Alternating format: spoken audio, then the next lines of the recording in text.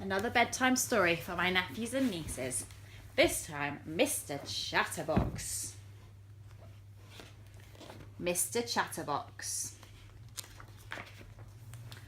Mr. Quiet's very quiet house is surrounded by a very quiet garden. Even the wind doesn't blow there for fear of making noise on the leaves of the trees. But one day a certain someone came to live in the oak tree in Mr. Quiet's garden. Can you guess who that might be? Squawk! Wake up, wake up! I'm a pretty boy, I'm a pretty boy.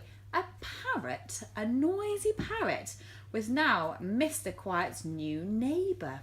The new neighbour that meant the end of all the peace and quiet. Now, not far away lived Mr. Chatterbox. Mr. Chatterbox talks on and on and on and on, and sometimes on. What a good job you're doing, he said to the window cleaner. Really a very good job, I must say. And in fact, I do say, because I have never seen anyone else clean windows quite as well as you. In fact, at all as well as you, which is to say, from morning till night, Mr. Chatterbox talks on and on about everything and anything to anyone who will listen or won't.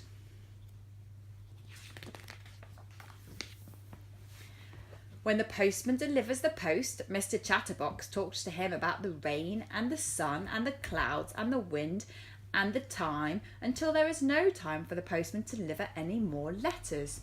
On and on and on and on. When Mr. Chatterbox meets someone in the street, it's just the same. Good morning, Mr. Strong. What an interesting thing you have in your basket. Ah, eggs. How I love eggs. So tasty with bacon. So tasty boiled or scrambled or fried or baked or codded or poached. Tell me, how do you like your eggs? Boiled or scrambled or fried or baked or coddled or poached? On and on and on. What a chatterbox. It was too much. Little Miss Bossy called a meeting. All those who think Mr. Chatterbox talks too much, put up your hands, ordered little Miss Bossy. Everyone at the meeting put their hands up. Some put 2 hands up. But how could they stop Mr. Chatterbox from talking so much? What was the problem? And nobody had any ideas. Do you have an idea? If you do, please tell little Miss Bossy and her friends. I wonder what idea they're going to have.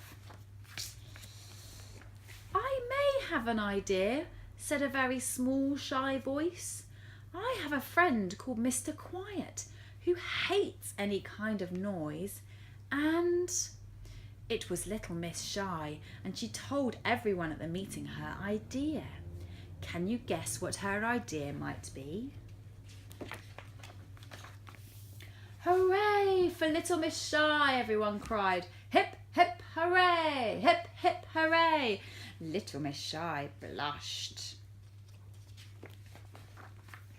The next day, when Mr. Quiet opened his window, he expected to hear the loud squawks of his neighbour the parrot.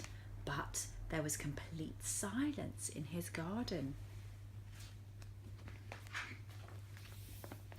And why was there silence? Because the parrot was gone. At last, Mr. Quiet had peace and quiet again. And as for Mr. Chatterbox, well, he was delighted. The last he had found someone who he could talk to as much as he wanted, whether they were in the car or at home. He talked and talked and talked and talked, and on and on and on and on.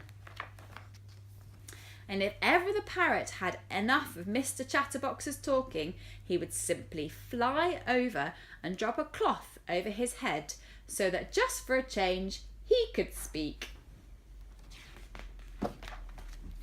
And on and on and on squawked the parrot. The end. Night night.